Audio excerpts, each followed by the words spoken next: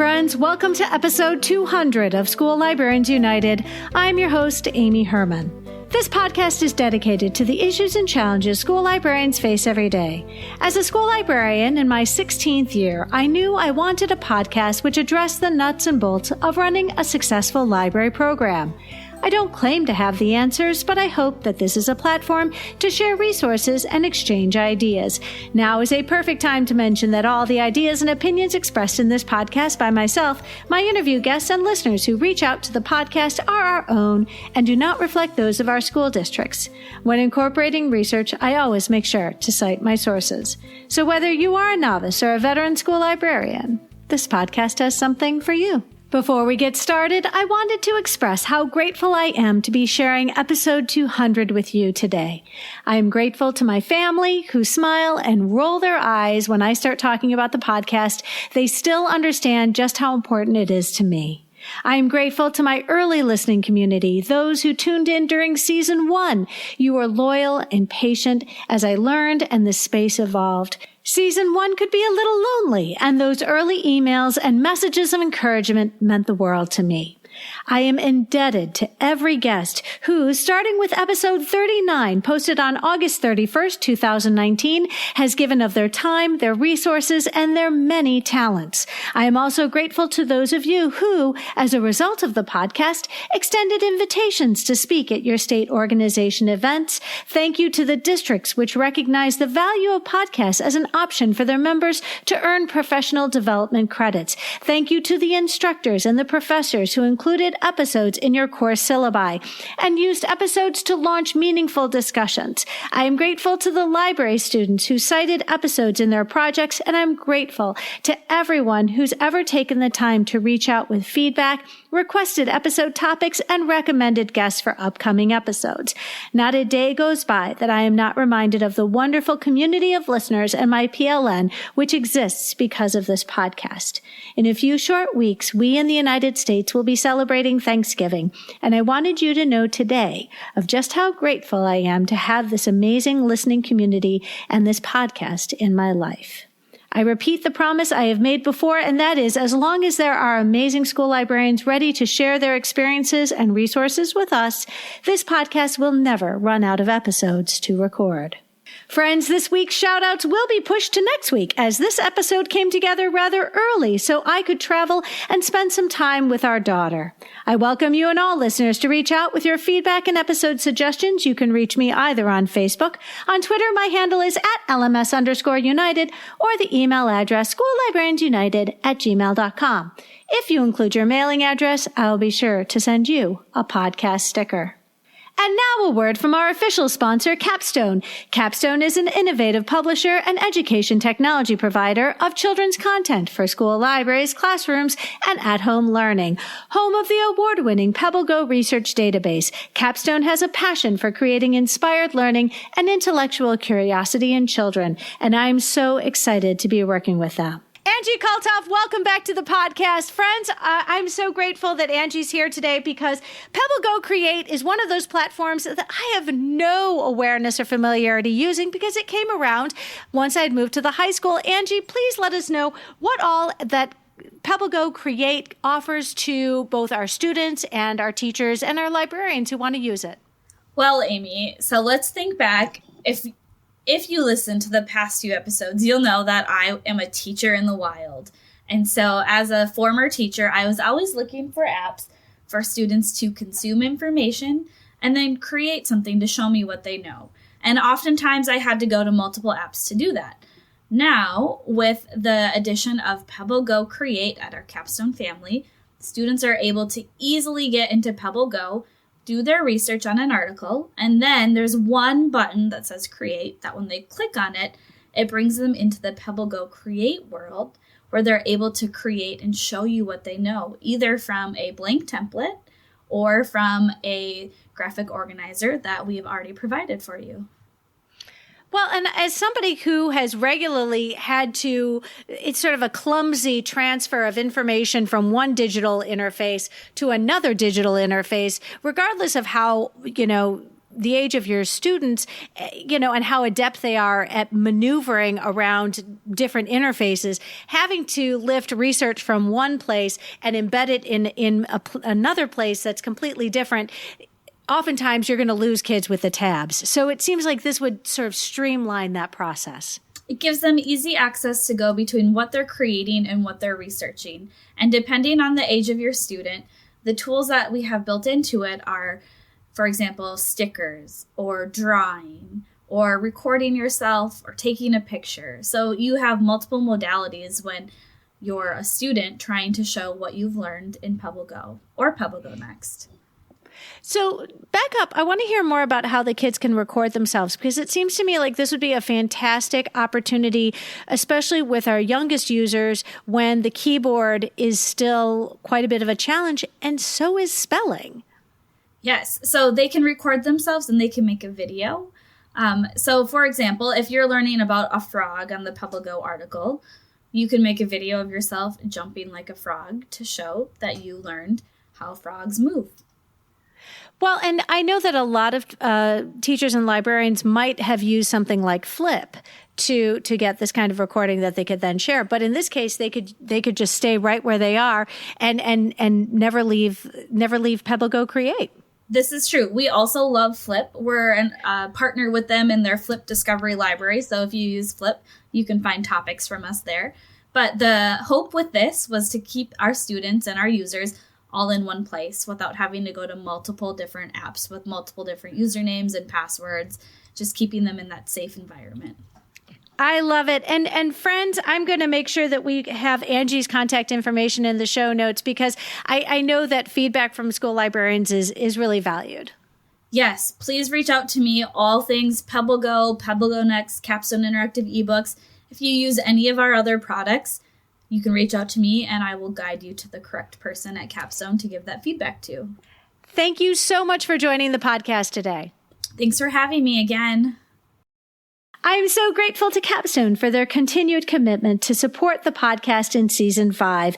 They are offering listeners of School Librarians United a very special discount. Visit shop.capstonepub.com and use the code UNITED to get $20 off an order of $100 or more for both print and Capstone Interactive eBooks. That's code UNITED for $20 off an order of $100 or more for both print and eBooks on shop.capstonepub.com. And now for today's episode, got graphic novels? Now what? And my conversation with Sara Smith.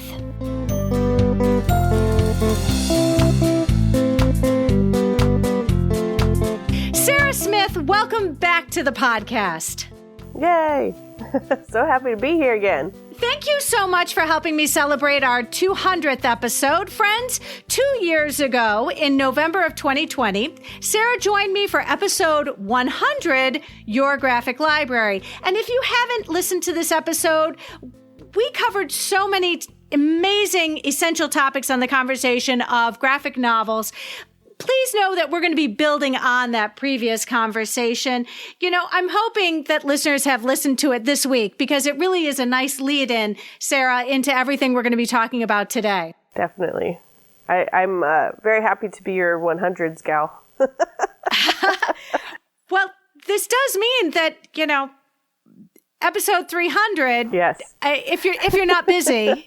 Yep. Well, I'll just pencil it in right now, 2 years from now.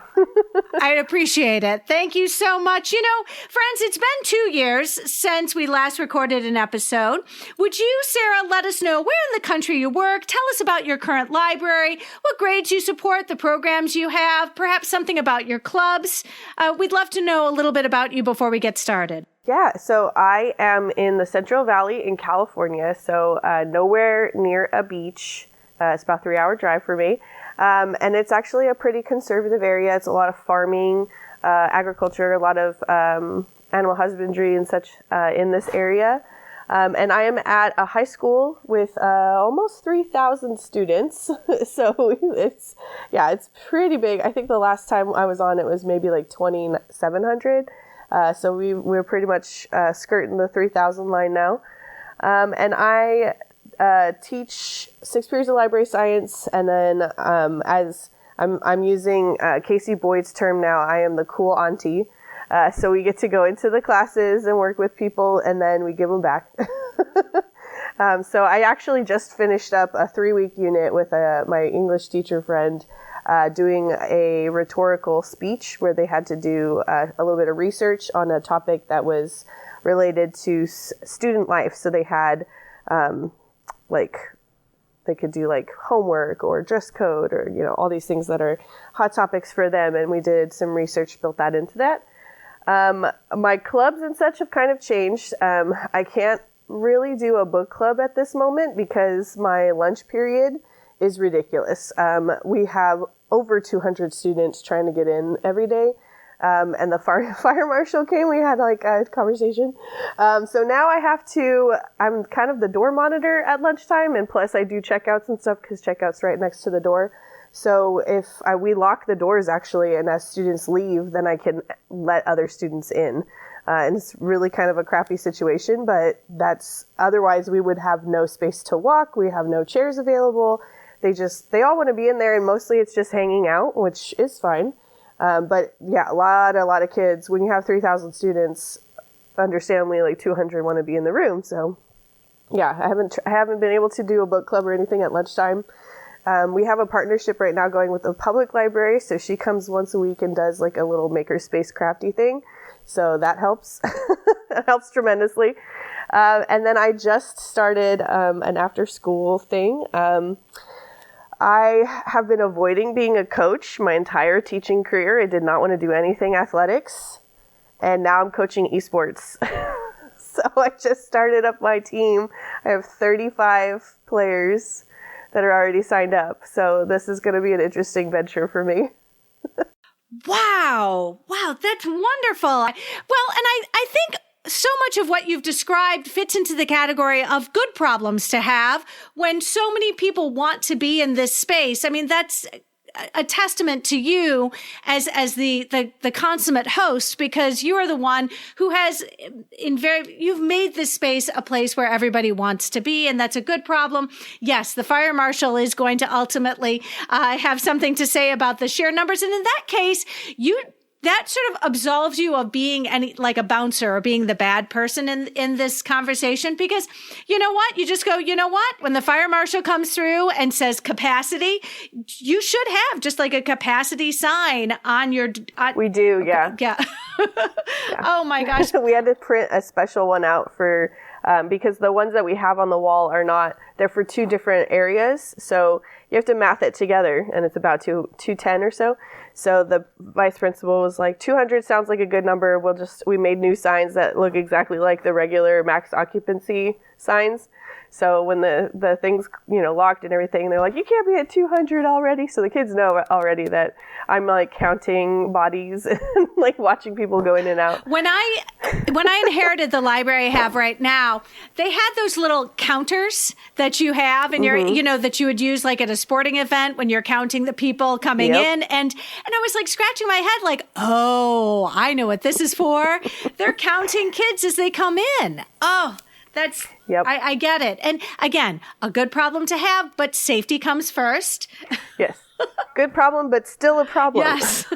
Well, and everybody has to take we sort of did an episode on lunchtime in the library because it is so location specific, especially as to where you are in relation to the cafeteria, in relation to the classrooms.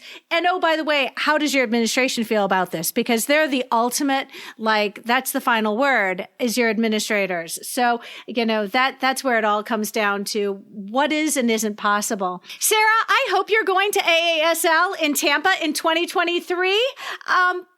Is this too soon to say yes or no? Is that the plan? I am not going. So even if it wasn't my state's thing, I don't believe that Florida should get any of my money at the moment. So, but California and it has decided any government-sponsored trips, which we're still technically government employees, they're non-refundable if you're going to Florida. Wow. Oh, okay. So I will absolutely support this decision, because friends, and especially those of us listeners who are not in the United States, there has been a great deal of politicization when it comes to what is happening in Florida, especially when it comes to our book bans and all things LGBTQIA. And I appreciate that funding is 100% something we cannot, there's both monetary reasons and there are also moral objections. And I absolutely respect that. Can we think fondly back on when you and I met up in Salt Lake City, though? Yes. How about that? So friends, I got to hang out with Sara in Salt Lake City, 2021. And we didn't go to sessions together. We weren't in the conference together. We didn't present together, but we hung out all the time. We met up for drinks. It was really what, in many ways, what we're trying to replicate right now. And that is that we are hanging out together and talking about things that we feel very passionately about.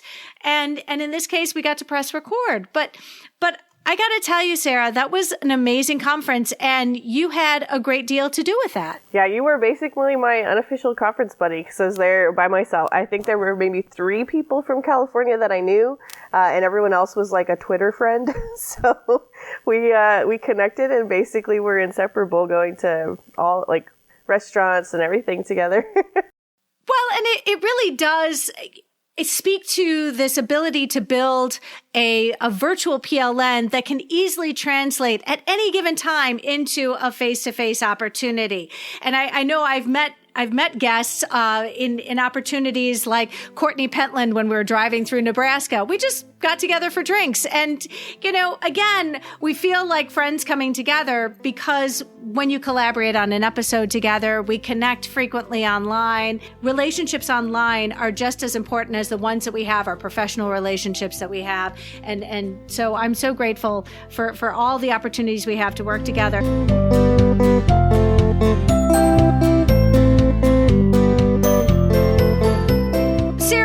Expertise in all things graphic novels was well established in our first conversation.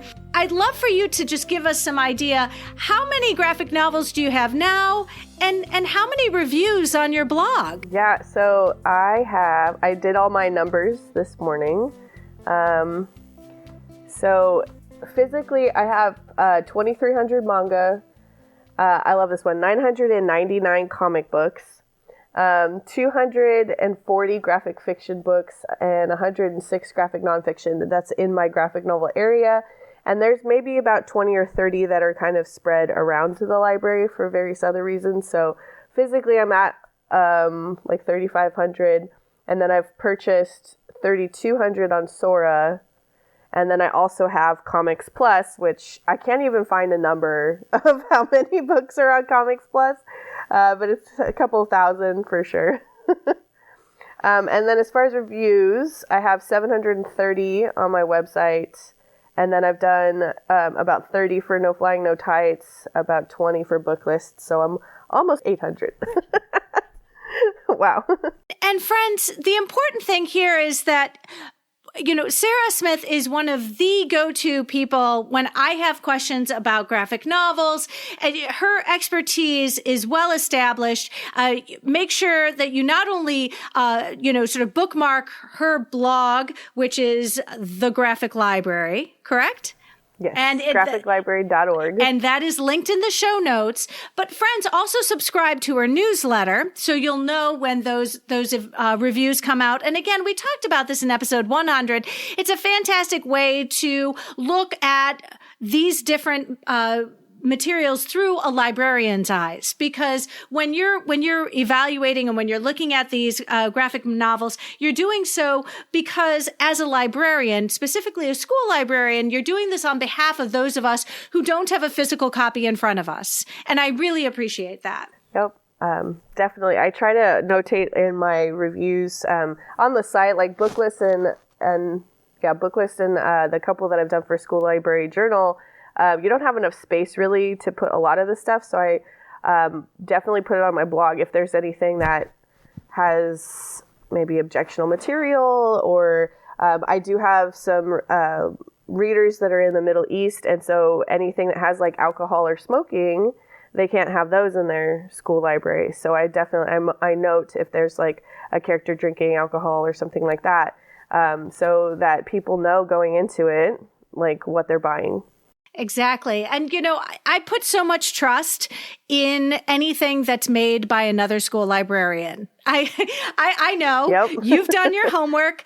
We have the same concerns, and I trust you implicitly when I'm making purchasing decisions, because I know that you are aware of the kind of concerns that might be raised. And you mentioned ones that other people might not be aware of. And those are cultural sensitivities. So I love that. You've already mentioned that you do have digital graphic novels. I'm just curious, because for some people, I know that that's just not, it doesn't translate well, but how did you make that decision to invest, make a financial commitment to support a digital resource as well as your print collection when it comes to graphic novels? So it kind of was born out of necessity. COVID, I think, pushed a lot of us to ebooks, if we hadn't already been in that space. I do have quite a few students who are already big consumers of digital manga. They have their own like Shonen Jump subscription, so they read the latest chapter right when it comes out. So having some of these comic books and graphic novels digitally kind of made sense. And plus there's two also major considerations for me is space. So some of these larger series, I used to be a completionist. Like I have all of Fairy Tail, all 72 volumes.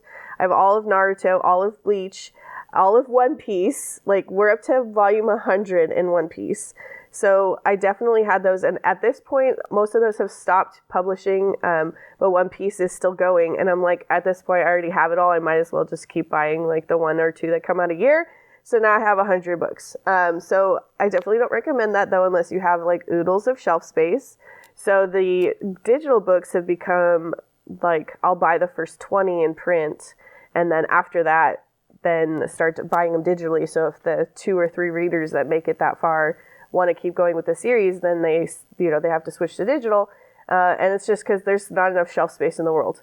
But then the other consideration was some of the shipping woes that I think we're going to talk about later, but I was supplementing my missing volumes with the ebooks so that students could still read the whole series, and we weren't waiting. I'm sure other people are too, but I'm on year 2 of trying to find some of these volumes that have been missing that never made it to me when I ordered the whole series. So yeah, they have to kind of go back and forth between the ebooks and the physical for some of my series. Well, and a couple things would you mind sharing with us what you spend on your digital graphic novel collection? Yeah, man, I am spoiled. In years past, I have received somewhere between $5 to $19 per student, and with 3,000 kids, that's lots and lots of money. So we get a lot of money for books, fortunately, in the last several years.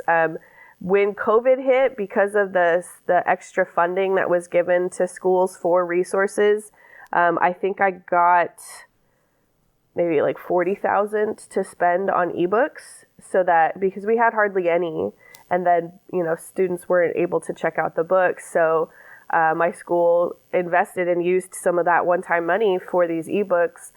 And I try to find a lot of, I use Overdrive, so I try to find a lot of the one user, one copies, because you can have those forever. But manga and comic books, unfortunately, have a lot of the metered access where you have, 52 checkouts or 2 years, whatever comes first. So right now, there's some tough decisions about, like, do I need to repurchase these ebooks that the licenses are starting to expire? But yeah, they invested heavily during COVID to help me build that collection. And we put a lot of money too into Overdrive to hopefully fund the novels and stuff for English. But then it was like a quick decision, like a gut move to just be like, okay, we're going to buy just digital novels. And then unfortunately, with the amount of time and everything, like they didn't get to novels. The English classes, they didn't really, like if they have normally 4 books a year they would teach, they taught 1 during COVID. So since all that money was already in overdrive, you can't get it back. I just made sure. I said, hey, the English department didn't use it. Can I buy library books? And my principal said, yep, absolutely. Like, spend it. Just let's get her done, So I had quite a few thousands of dollars for overdrive to build that library. Well, and friends, I'm going to be perfectly honest. I have had an opportunity to interview people who have been the beneficiaries of this, what we call the ESSER funds.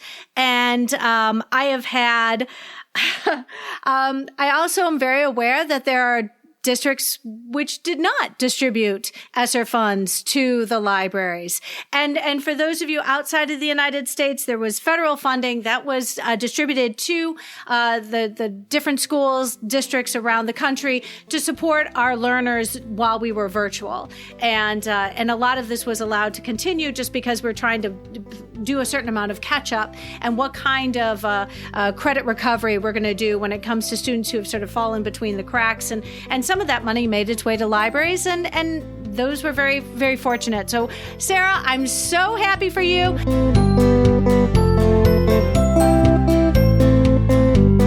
I'm hoping you will just let us know, because I think we make a lot of assumptions about our digital natives that reading a book on a digital platform is intuitive or it's obvious. What is something you would suggest to librarians? Because I think it's obvious. I mean, I know that in many cases, those of us who do not regularly read manga and graphic novels don't necessarily realize that sometimes our students need to be taught how to read them too. But on a digital platform, even more so. What have you found?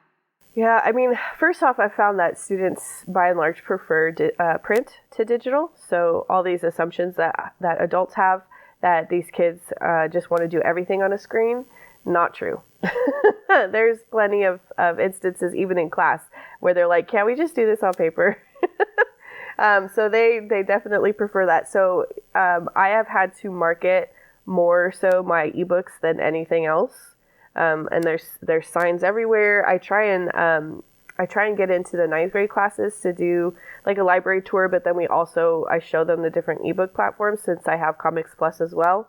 And then like them signing in to Sora is not automatic. Like they don't just already know. Since we've had it now for 3 years, I have some of the 9th graders do know, and they're like, oh yeah, we use this in middle school. But the like reading of like, I don't know, with novels, you can change the text size and all of that stuff on an ebook. With graphic novels, you can't. It's a fixed format. So it's the size of your screen. You can zoom in on panels if you wanted to, but you can't make the text any bigger. You can't do all of the like high contrast fonts or anything like that all the dyslexic fonts and stuff. You can't do any of those things. And then for people who are not necessarily familiar with manga, in print version, you're reading right to left. So you're going the opposite direction that you're normally used to. On the e-readers, it's the same. So instead of swiping like from the right over, you're having to swipe like you're reading the book the opposite direction. So sometimes the kids are like, I don't know what to do. Like, how do I get to the next page? So that's a teach a moment too. But again, it's something I wouldn't think of because I think it's so easy for us to make assumptions when it comes to our students who are digital natives, because of course they know how to do this. And that's absolutely not the case. And you're right. I mean, students have just told me, Mrs. Herman, I like holding a book in my hands. And I'm like, yep, I do too. I totally agree. You've been building your current graphic novel collection for years. What advice can you offer when it comes to cataloging both graphic novels as well as manga? All right. So this is a spot where I have a lot to say. I actually have my own way of cataloging this. And there's a post that I believe we're going to link in the show notes from my website where I have detailed all of this out. So if you're more of a visual person, you can go there and check. I have pictures and everything. So with cataloging, once your graphic novel section gets to be of a certain size and it's harder for kids to find stuff or browse, then you need to consider breaking stuff up. So a lot of people have genreified their collections. I have genreified my graphic novel area. And I did it based off of how my students were browsing or what the questions were they were asking me to find stuff. So I have 4 different sections. I do comic books, graphic fiction, graphic nonfiction, and manga. And they all have their own call number. Where for the catalog, my catalog nerds out there, I change it on my local copy. I do not change it on my title record because if other schools have it, they don't necessarily genreify their graphic novel section yet. So I keep the title record the same. So I have kind of made some distinctions with comic books. It's basically anything that's was originally published in the single issue floppy format. And they're also taller. So I don't remember how many inches, like 19 inches or 19 centimeters. So if you're shelving things differently by different format, I actually have an extra shelf in my manga bookcases because they're short. So I get 6 shelves in there instead of 5. So comic books are, so anything that was originally floppies. So my graphic fiction is I think what people are saying when they say graphic novels, I think they're thinking of graphic fiction. So it's full-length stories that are in graphic novel format. Like it may or may not have multiple books per series, but things that are like fantasy or just school life, any of those types of things that are full story. And then I have my graphic nonfiction, which this is my little like kind of weird area because the super educational graphic, like the comic books that were like, we're trying to be cool, so here's the Gettysburg Address in comic format. Those are in nonfiction because those are lame and nobody cares. So the other, I'm sorry, no, not that the Gettysburg Address is lame. Those versions of comic books, I think, are just, they were trying to use a format to like appeal to readers, and it didn't work. So like the readers saw through you.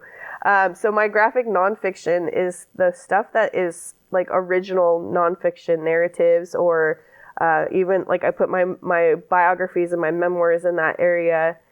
So they're compelling. I don't know. They're richer stories than those ones that are like, hey kids, here's a cool book.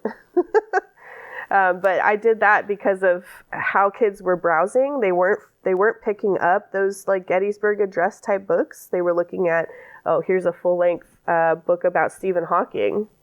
They were picking those up. So I put the other ones in the history section where the history readers were more likely to pick those up. Got it. So what about the graphic novel, but the adaptations? So I'm thinking about like the Shakespeare adaptations done in graphic novel. I'm thinking about Edgar Allan Poe. I know that we have a lot of sort of classics, but done in a graphic novel format. Yes. So some of those. Where would you put those? Also still depending on my readership, but some of those, if it's a fiction book, so I have Kindred, I have Handmaid's Tale, I have Great Gatsby, those are with the fiction books, and they're stickered, so it's clear that they're a graphic novel, but they're in fiction. Some of my manga classics that are like adaptations of Jane Eyre and Edgar Allan Poe and all that, they're in the manga section because the manga readers are more likely to read those. If I put them in fiction, like I think my fiction readers looking at Jane Eyre, like novel, and then Jane Eyre manga would be like, what? But, in an ideal world, I'd have 2 copies and put them in both places so everyone who would want to read it can find it. Well, because I'm thinking, for those of us who have both the chapter book and the graphic novel. So I'm thinking of like Laurie Halse Anderson's Speak. Yep. That's right. That's next to one Speak where in the fiction section. Oh my gosh. That makes total sense. Yeah. And again, ideally have 2 copies and put them in 2 different locations. So you're going to catch all your readers, and I know the Octavia E. Butler graphic novel and Handmaid's Tale. It's because there's your entry point. There's that's where you're going to get those readers to now want to read a longer traditional chapter book because they've read the graphic novel, they've got a firm grasp of the content and where it's going, and that gives them some confidence to go forth and read it, and especially something I'm noticing with my readers. Maybe that's not true of yours. Well, and vice versa too. The kids that are always reading novels, if they liked The Handmaid's Tale, they might pick up The Handmaid's Tale graphic novel, and that might be the first graphic novel they've read in their life. So I'm trying to catch everybody. Like, y'all need to read everything, okay? Like, let's not stick to one format. Well, and I'm also thinking about like when Wrinkle in Time was made into a graphic novel, as well as Neil Gaiman's Graveyard. Graveyard I'm going to Book, stop. That's and it's in 2 volumes. It's fantastic. It is. When I tell my students, I'm like, that's a chapter book, and they're like, oh, it is. And all of a sudden, now I'm like, yeah, here it. Would you like to read it? And so all of a sudden, you've got them a willingness, at least demonstrating a willingness to read something because you've got them in multiple formats. It's a multimodal approach to getting our students engaged as readers.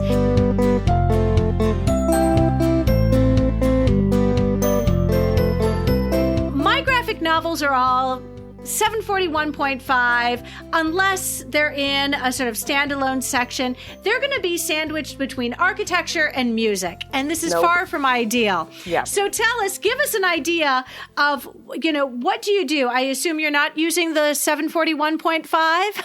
I'm not. 741.5 was made for like comic strips. So it's inadequate as a describer for what we have and the richness of what we have. It's not nuanced enough, and I'm sure we could just add numbers, right? 741.5 to 97, no, too much.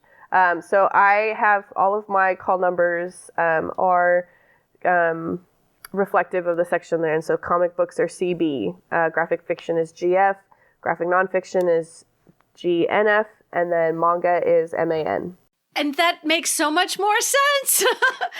Yep. Again, this is about supporting your access of your students.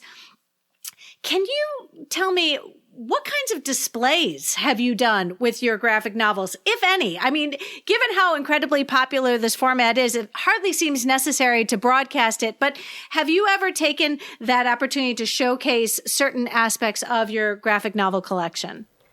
So I haven't done any specific graphic displays. What we do is really fold them into the displays that are already happening. And I don't do displays very often. So my coworkers, I have 2 library techs. Again, I'm spoiled.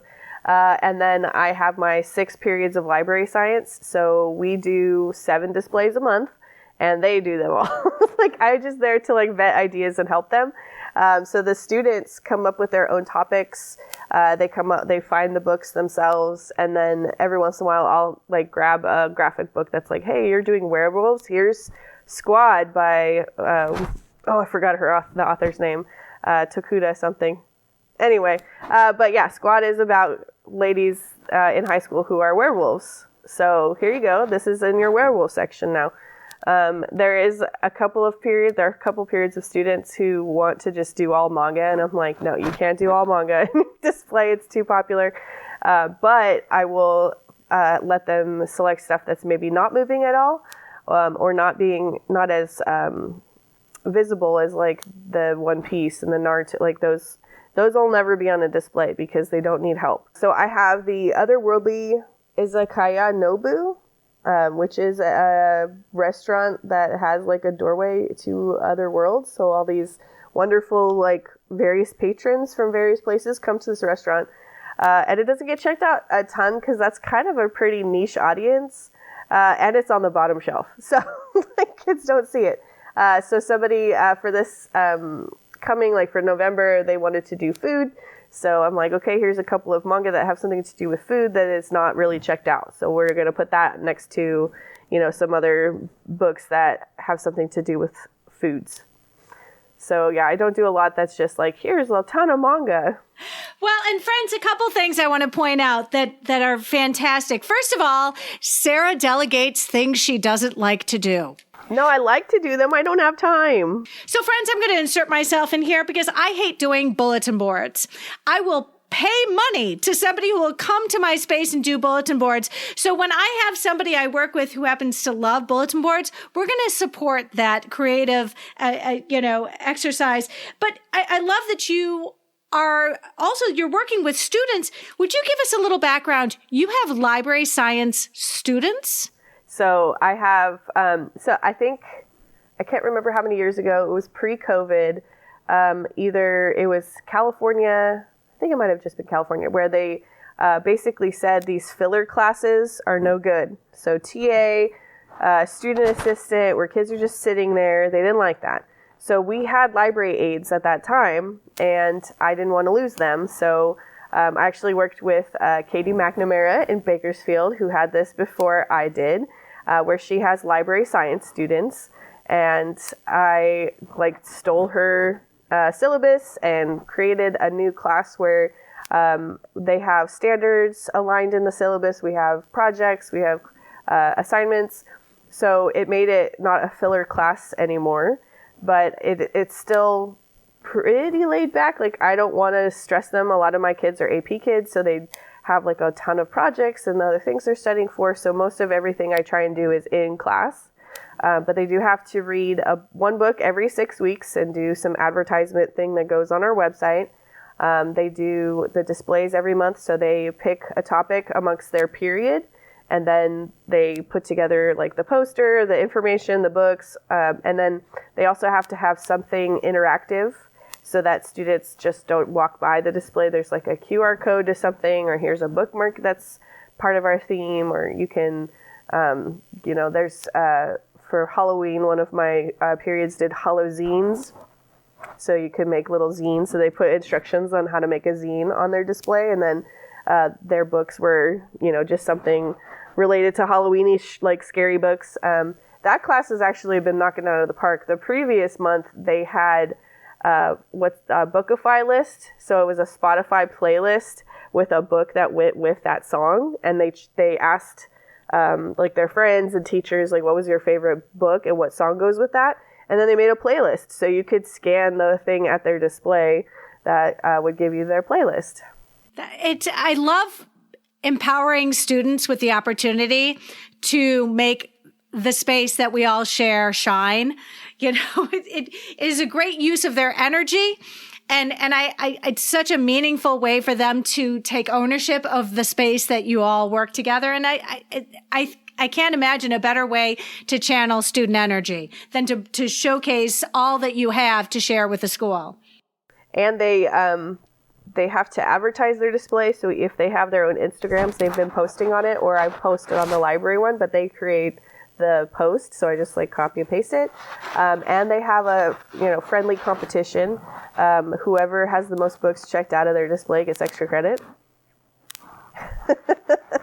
Yeah, so that class with the Hallozines and Spotify, they're winning right now. So they have double the checkouts. I think that's fantastic because what you're doing is creating an incentive for them to be invested in the circulation of the materials they're promoting, that it's an added level of investment now, their emotional investment. So I think that's genius, absolutely genius. Let's talk about your preferred method of shelving, because when I tell my students about your expansive collection, it sounds just absolutely hard to believe. You've clearly got a system that works best for your students. What would we see if we were all to come to your library and take a tour?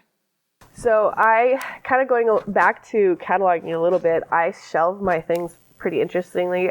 In comic books, if there is a superhero character involved, then they're shelved by that character.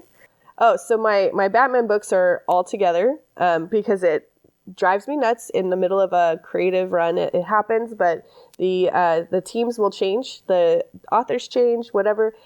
So if you shelved it by author, then you're going to have part of your series in one spot and part of your series in the other spot, and kids will never find it. So all of the Batman books are together, and then I shelve it by year. So, a run of Batman like started in 2011. So those are all together. And then the next one I have is like 2017 or something like that. So those are all together. And so the 2011's first, then 2017, then so on and so forth. So that if kids wanted to start at the very beginning of the Batman shelf, that's like the earliest comics I have. And then as you go down the shelf, the more recent stuff is all the way to the right. I actually have like 3 shelves of Batman, so there's a lot of shelves. But then if it's not if there's not like a character involved, then yeah, it kind of defaults to the author. So like I have The Woods by James Tynion.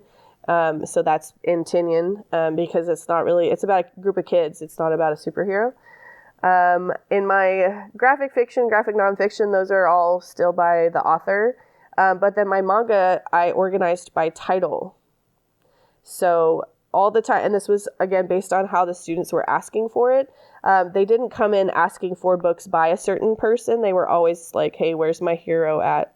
And I have a passing understanding of Japanese, and I still have problems remembering mangaka names. So I feel like students, even in English or any other country of origin, they have problems remembering the author unless it's like they're following that person. Like kids come in and they're like, hey, where the Colleen Hoover books at? They know that's the book they want, right? But most of the time it's, hey, where are your romance books? It's not, or where's, like, I'm looking for Alaska. They don't remember all the time that it's by John Green. So same thing with manga. They do not remember who the author is. So they're not going to find it that way.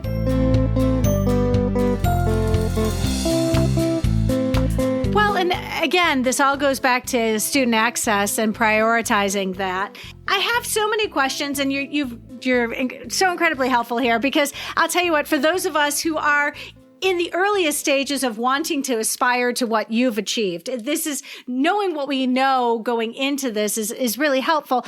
But when it comes to organizing your graphic novels and your manga within the greater collection of your library, what can you share with us about, for example, like graphic memoirs and graphic nonfiction? I have a section right up front next to the door. It's 3 long bookcases that are separate from everything else. So that's all my graphic novels, because that's mostly the kids, that's what they want. They walk right in, it's right there next to the door.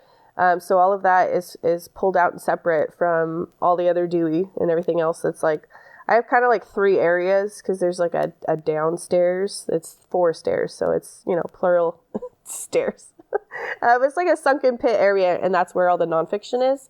So if I had any sort of graphic anything, if my graphic memoirs or my nonfiction, if it was down there, they'd give up. It's kind of a long walk, but it's far away from all of the others. They probably would not find it in my nonfiction section is like 14,000 books. So how are you going to find it, like the one graphic memoir you want in that entire collection?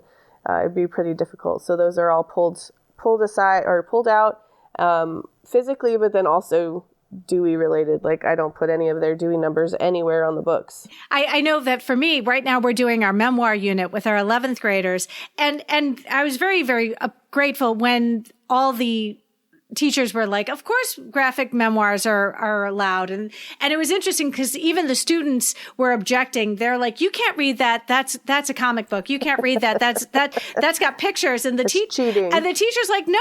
And I'm thinking like John Lewis and the 3-volume March series. I had students who were like, whoa. And I'm like, yeah. And Persepolis as well. And Fun Home. And there are all sorts of amazing graphic memoirs, which my students are only now starting to appreciate. Yeah. And I do I have a green biography sticker I got from Demco. I don't think they have the green ones anymore, so I make my own. But those still go on my graphic memoirs, so I put them on the bottom of the book, and it's a nice bright like lime green, so it's pretty easy to see which ones in the graphic nonfiction section are biography adjacent. Your students appreciate it because if they have the option to read a graphic memoir, I'm guessing they're going to pounce on that. What about graphic novels in languages other than English? I've recently had an opportunity to interview librarians in dual language immersion programs, as well as librarians who support significant populations of English language learners. Yep, we do have a significant population. I'm actually trying to gather more nonfiction and graphic novels in other languages. And so we have a Spanish sticker, again, from Demco. So that goes on the book if it's like that. But I shelve it exactly in the same spot that the English book is. I had a conversation with my district librarian probably 8 years ago about some recent studies that had really shown, like, if you're separating those sections and putting, like, here's all the Spanish books, then it's kind of a discriminatory practice because you're not teaching the students the full extent of searching for books like the other students are. You're basically saying, these are your books. You can't go anywhere else. Your books are all right here. So we still teach them the same searching, like in the OPAC, we still do that. All of my cataloging for my Spanish books has the Spanish title and the English title. And then the summary is also, I put it in Spanish and in English so that they can see what it's about in Spanish. I mean, it's Google Translate, so it's not perfect, but it's at least something. So that they can find those. And then, of course, the language is selected that it's Spanish, so you can search the OPAC that way. And then I show them, like, we do a tour of the library, and I show them still, this is all the different sections. I show them the sticker, and I'm like, if you want to just browse the shelf, look for the sticker. But I also have Hmong books because we have a large population of Hmong in California, and pretty much the only other place in the world is Minnesota. Not world, but in the United States. So I had to make a Hmong sticker for my books because they don't have one. And I actually enlisted the help of one of my students at the time who was Hmong. So she helped me design it with kind of this traditional tapestry looking design that they have. And so it says Hmong, and then it says Hmong in Hmong as well. So it has both of those because the Spanish sticker says Espanol and then Spanish underneath it. So we basically made it the same as the Spanish sticker. And so we put those on the books as well. I'm going to ask you if you would just tweet that out. That would be fantastic. Yep. or we can include a link in the show notes. But, I really think that getting a visual for how you created something that wasn't there. And, the next question everyone wants to know is, do you have a separate vendor for graphic novels that are not in English? At the moment, no. I just found a comics one. I can re-find it again.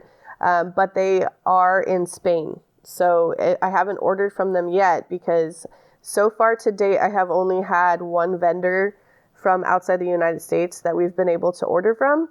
And we had to use a credit card because they won't take POs and they won't take checks.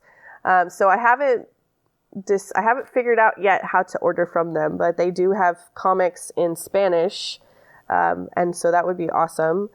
But otherwise, it's kind of at the mercy of what is in like Mackin or Follett or whatever. So some books that are being published here, like maybe already had a version in Spanish and we're getting the translation instead of the other way around. So there's opportunity to get some of those Spanish original stories, which are awesome. Because I don't just want translations. I want these kids to have like the original stories from their culture. Like I don't want to just be like, here you go, here's Handmaid's Tale in Spanish. Well, and as we learned in a previous episode, those translations aren't always done well. Yeah. And so not every translation you can't presume that this is going to be a quality translation. And again, you mentioned a really good point because how our accounting and our business offices process those bills will also determine just how creative we can be in our spending. Yep.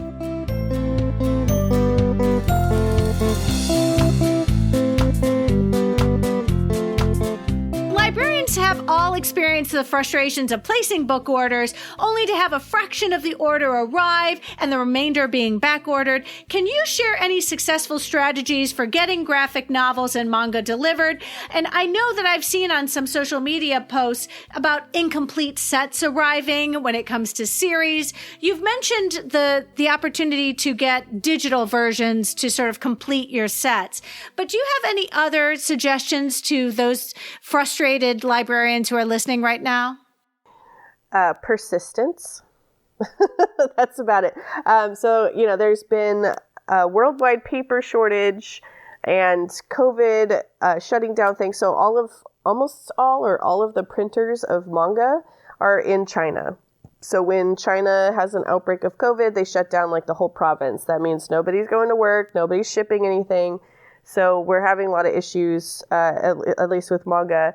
I think it's getting better. Like I have, first and foremost, I think like going into Mackin or Follett and trying to just buy what's in stock right now, because having out of stock things delays orders. A lot of times they try and like complete the set first before they send it to you, so you get it months later and it's still incomplete because they've like given up. So I try and buy in stock only, and then looking online at other vendors. If you're able to buy from like Amazon, a lot of times they'll have like the one you need. If you can buy like from rightstuffanime.com, like I actually buy a lot from them, and they don't take POs either, but they take credit cards. So I've been using my school's credit card and like reimbursing it from my library fund. And then, just the main thing, if it's like absolutely nowhere to be found, then I buy it digitally. And then I also put a shelf marker. We have a little shelf marker that sticks out that has the QR code to Sora. So it just says like missing something, and then it has the code. So we put that where the missing volume is and it sticks out, and then they can go online. And then I also recently bought some, because it's very easy when you have a piggy bank in Sora, you just buy like whenever you want to, versus like the physical ones you have to buy and do the PO process, and it takes longer. So I have some really popular series right now that I got digitally that I'm waiting for my print ones. So we made a facsimile book and stuck it on the shelf, and it has the QR codes to Sora. So the kids are like, oh, you have Tokyo Revengers. They pull it out and it's like, psych, we have it digitally. We don't have it physically. Well, and there is a great like repurposing of those VHS cassette holders. You could have, created a book cover with your QR code. They'd pull it out and be like, oh, and it redirects them. That's genius. I love that. Yep. Oh, you've given a lot of people a whole new project for this winter. Yep. So can I ask, do you have favorites when it comes to publishers? I do. So personally, like the types of stories I like to read, most of them are by Viz Media or Kodansha. I do have quite a few other ones from other publishers, but those like, if you look, I put the publishers now, I've tagged them as one of the subject tags on my reviews. So if you hit Viz, you're going to get hundreds. But then as far as comics, I am more of an indie comics reader than a DC Marvel reader. So my favorite right now is Image and Boom. They're cranking out some amazing stuff. So if I go to, so Wednesday is New Comic Book Day. That's when all the new floppies and everything are in the local comic book shop. So I go there and I'll scan the shelves, and if it's a issue number 1 and it says Boom or Image, I'm probably going to pick it up because they're doing some awesome things. And then, I get to see if it's any good before the trade comes out, which are more expensive. So it's a nice way to get like a preview if you're following along with the floppies. Like, the series grabbed me right away and bought issue 1. I got to get issue 2, 3, 4, whatever, and then buy it for the library. You mentioned your comic book store, your local comic book store, the brick and mortar. Do you have a working relationship with your local comic book store? Is this just where you get great ideas and inspirations, or do you have something more of a business relationship with them? I have both. So I have 2 comic book stores in the area, and they make a lovely circuit. Like, you get off the freeway, you hit one, you go around the corner and up a block, you hit the other one. So it's like my journey home on Wednesdays is the comic book circuit. So the first one, he is my first place that I order from. And with the shipping woes and everything in the last couple of years, I've noticed that he is very good about getting the newer stuff. Anything that's been published in the last year, he can get very easily. Any back issues kinds of stuff, he has a little bit more of a problem with, so I'll do those through Mackin and wherever else. Amazon is a last resort. I have a pull list with both of my local comic book stores, so I like give them, I patron both. So that's a pull list is when you tell them in advance which series you want and they set it aside for you and you're like guaranteed to purchase it, but you're also guaranteed that you'll get it. So I tell them like, hey, I want to subscribe to this series, and they'll pull it and set it aside and I go in and I don't have to hunt for it. It's in my box. Like I get to take it home. You have to pay for it, obviously. But yeah, I have, based on the different publishers, the second comic book store is more likely to have a lot of the indie titles. So I've subscribed to a lot of my Image and Boom stuff with them because they'll get, you know, I'm also like slightly ashamed, but I'm also a comic collector, like cover hunter. So if they can get the extra incentive covers and whatnot, then they'll pull it for me. So I can get the cute, like, extra covers too. Look, I'm all in favor of following your bliss and supporting your local businesses. And I think that that's a great strategy because especially for those who are so incredibly done with waiting for back-ordered shipments, just going to our brick and mortar, it could be incredibly satisfying and keeping the wheels of our local economy spinning.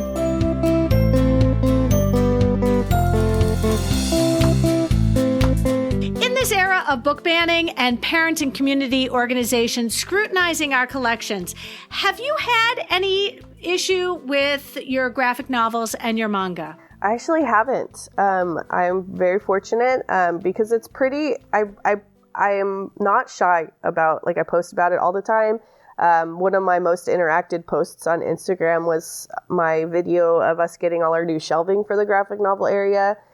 So I'm not hiding the fact that I have them. So, but I also haven't had a lot of people like running in saying like, what books do you have on here? What is this? What are you giving my kid? The most that this, and this is like super silly, people are going to be mad at me, but the most that I've had, were like this year, one of my district administrator in charge of libraries, they wanted pictures to put on a slideshow for the board about like what's happening in library services. So they wanted pictures of my new shelving. And then she said, hey, curious, I got a question from another administrator. How do you decide what books are appropriate for the students? And so I called her and I was like, look, here's my street cred. I review for all this stuff. So our selection policy says that if it's professionally reviewed, then we can have it. I'm a professional reviewer. So if I review it, I can have it. Like, that's what that says to me. And she's like, okay, great. Thank you. And that was it.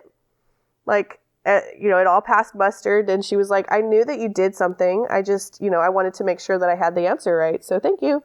And that was pretty much the only thing. Like my administration is super on board. They love when they walk in and they see kids checking it out, or like, actually, my best, like this, it made me smile so big. One of my administrators came in. So we have all of our psychologists in the library and offices. So there's a lot of parents actually and students that come in for meetings and IEPs and whatnot. So one of my administrators was in for an IEP, and the parent, he got there before the parent did. So he's just kind of like walking around, looking around the library. And I saw him in the shelves and I was like, hey, are you just browsing, or, you need to find something? What's up? Cause the administrators don't always know like how things are shelved. So he's like, yeah, I'm listening to the audiobook of this thing right now. I'm wondering if you have it. It's called Solo Leveling. And I was like, come on over. And we walked over to the shelf and I was like, here's volumes 1 and 2. And he's like, oh yes, I'm going to have to come back and check these out. So yeah, they love that section. Well, and what a perfect opportunity to raise that profile of what we do.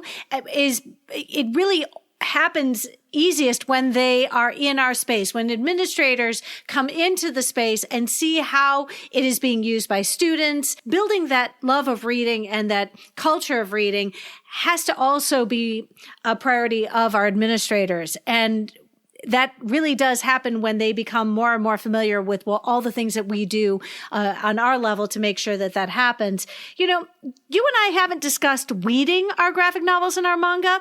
And can you share some special considerations when it comes to these areas?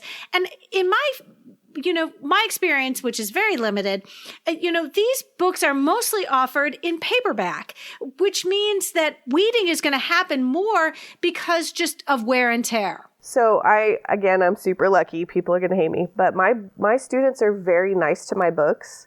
I always use my Blue Exorcist #1 is my favorite because the last time I checked, that book had been checked out 57 times.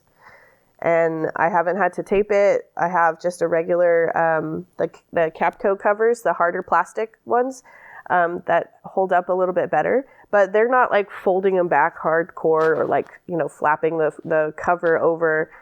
So they're really nice to my books. But as far as like actually weeding, I have only weeded once in my entire life for that section. And it was just when I got there.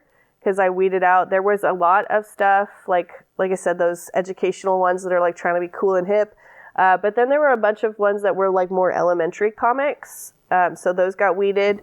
And then I just started building. And this summer, I was able to purchase new shelving that's bigger and taller so that I don't have to weed. So I avoided the subject by getting more shelves. That is one way to solve your problem. Yes. Let me just ask. So you are very much in favor of getting the Capco covers. These are a hard plastic. It does add considerably to the cost of the purchase. Obviously, the books you're getting from your local vendors, your local comic book stores are not going to have Capco covers. Do you do any covering of your, Right. do you use like sort of a shelf paper or anything to cover your books that are paperback? Or you just sort of say, this is going to have to do? No, we get the Capco covers from Demco, and my army of students cover all the books. So when we get them from the local comic book store, but I do buy the Capcos from Mackin, so that they last a bit longer. But anything that we get that's unprocessed, we have all the materials to process it in-house. So that's one of the things I teach my students when the books start coming in. They do all the stamping, all of the title tape, the due dates, and the covering for everything. I love that you have like this small army working to make sure that you sort of are getting these materials out as quickly as possible in much the same way that classics have become problematic over the years. I'm thinking of Little House on the Prairie, Dr. Seuss, Babar. I also remember Tintin was a very questionable book. Have there been issues with your collection when it comes to sort of books becoming dated? So I haven't had a ton of like comics necessarily that have now come out of style, but there were a couple that I reviewed that became problematic. So one of them, I read the first volume of Act Age by Tatsuya Matsuki, and like 3 months after I read it, he was arrested and later convicted of lewd acts with a minor. So that was in 2020. So I basically I went back and put on the review, like, I don't recommend buying this anymore. So I'm not going to read the rest of the series, even though it was a decent first volume. And then there is some problems, occasionally when fan servicey stuff comes up, like especially in later volumes. So one of them that I was on the third volume. It's called Wonderland by Yugo Ishikawa. So in the third volume, and I was on the hook. I loved this series. I thought it was great. But in the third volume, one of the main characters is like naked taking a bath, and it kind of is a little more of a sexual thing than sometimes like there's just a lot in Japanese manga where people like walk in on someone while they're taking a bath. But it's kind of like a trope. So this one though was a little more sexual, but the main character is 13. So it felt very like child pornography-y, and I did not appreciate it. And so I stopped reading that series, and then I said, do not recommend anymore. So there are some like that where it maybe as it goes along, something happens, or the creators get in trouble and I'm like, I don't want to support this guy anymore. But I haven't had anything so far that's in my collection right now that's like, ooh, this got bad suddenly, or, this person got in trouble, so we should probably pull it. Well, and again, let's, go back to why it's so important to have a librarian who has a blog, who regularly critiques and evaluates and scrutinizes these books on our behalf. Sara Smith, you're amazing. I I always love learning from you. And I know that you're going to have an opportunity to continue to proselytize your love of graphic novels and manga. You speak regularly on the topic. And this week, right now, as listeners are listening to this, you are going to be at a conference. Did you want to share? Yeah, so I was invited to speak at the School Library Journal Summit that's happening in Minneapolis, Minnesota. So my session's like a Manga 101, basically, where I'm going to throw as much information as possible in 50 minutes and see what sticks. Well, and again, listeners, we're so grateful that you allowed us to catch up with you on this Sunday afternoon. And I'm jealous for your audience who gets to see you in person. And, Sara, I am so excited for our paths to cross in the future. Yes. I wish you a fantastic rest of the school year. Thank you. Thank you so much. Sara, would you let listeners know, because I love following you on social media. It's sort of like we converse every day. Let us know how we can find you. Yeah, so I'm pretty active on Twitter. For the moment, going to stay there despite what's happening with that. I've built pretty much a big following on there that would be really hard to hey, everybody, move over here now. So we'll see how that goes. But I am at SM_wordsmith. Same handle also on Instagram. I post less frequently about manga and comics. It's more of my personal journey of manga and comics, plus my cats, plus beer. So there is alcohol on my Instagram. Be aware. This is a judgment-free zone. And I will also ask that you include your library website so we can just enjoy whatever we can see on your library webpage. Have a fantastic rest of the week and have a great time at your conference. Thank you. Have a good week as well.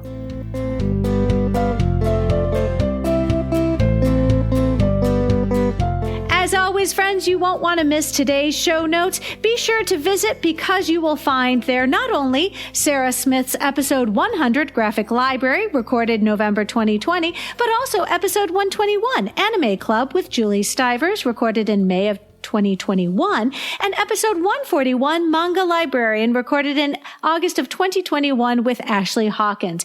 You'll also find links to her blog, as well as some great articles that she has written on shelving, graphic novels, as well as reader's advisory and manga for elementary libraries. If you found this episode helpful, please share it out with your team, your PLN, and on social media. Be sure to follow on your favorite podcatcher so you'll never miss an episode. And if you really like listening today, consider subscribing to Sara's blog and sending her some fan mail on Twitter.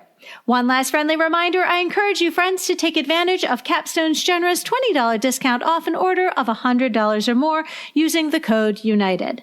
Just a quick heads up, friends, episode 201 will be delayed by a couple days. Michigan's annual conference for school librarians, MAME 49, is being held this week in Ann Arbor, Michigan, and I'm hoping to include some recordings from the conference. The topic of our next episode will be library science students and my conversation with Katie McNamara. I hope you will tune in.